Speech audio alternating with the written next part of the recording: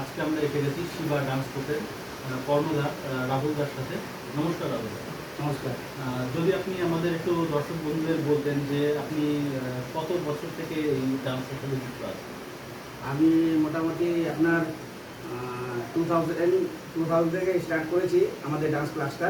তো এখন 2025। তো এখন পর্যন্ত আমার ক্লাসটা ভালো চলছে। আর আমার এখান থেকে স্টুডেন্টরা যারা অনেকজন আছে, তারা কোন ভালো বড় বড় চ্যানেলে কোরিওগ্রাফি করছে, অন্য অন্য জায়গায় নাচে স্কুলটা করে ডান্স শেখাচ্ছে, তারা টিচার করছে। আমি খুব গর্ব মনে করি তাদেরকে। আদার্স এখন যারা স্টুডেন্টরা রয়েছে তাদেরকে আমি চেষ্টা করছি যে কোনো ভালো একটা চ্যানেলে তাদেরকে আমি এন্ট্রি করে দিলে আমি একটু গর্ব মনে করব। আচ্ছা, তুমি মানে ছোটবেলা থেকে কি ডান্সের সাথে যুক্ত? আমি ছোটবেলা থেকে ডান্স করি। কত বছর থেকে তুমি ডান্স করছো? তাও মোটামুটি আমার যখন বয়স 7 বছর বয়স, তখন আমার ফাদার আমাকে ডান্সে দেয়। তো আমি তখন ক্যাজুয়ালি ডান্স করতাম, সেরকম মানে অতটা ভিতরে ঢুকিনি যে ডান্স নিয়ে আমি একটা বড় কিছু করব।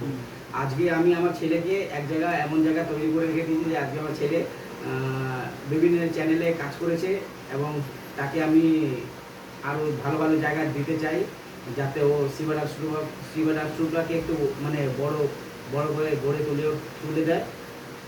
তো সেইটা নিয়ে এখন চেষ্টায় রয়েছি।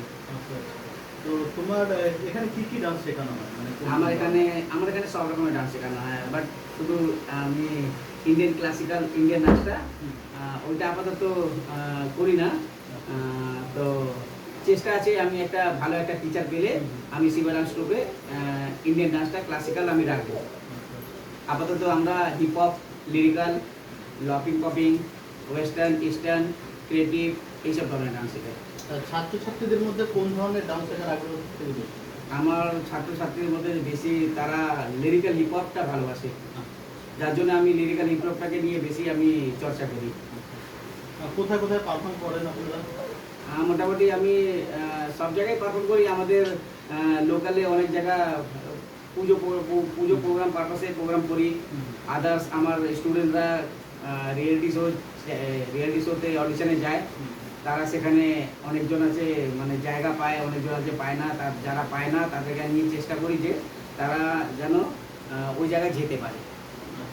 তো তোমার যারা স্টুডেন্ট আছে পুরনো এবং নতুন, তাদের মধ্যে মানে যখন তুমি উৎসাহ দাও তারা সেটাকে কিভাবে নেয়?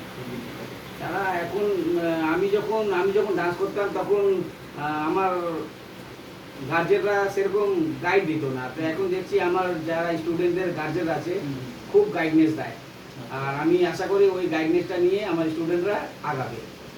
অনেক অভিভাবকদের মধ্যে দেখা যায় যে অনেকে বলে যে পড়াশোনার পাশাপাশি এটা করলে পড়াশোনা কিছুটা নাকি পড়ে যায়, ঢিলিমি পড়ে যায়। না, সেক্ষেত্রে আপনি একজন শিক্ষক হিসেবে কি বলতে চাই? না, পড়াশোনা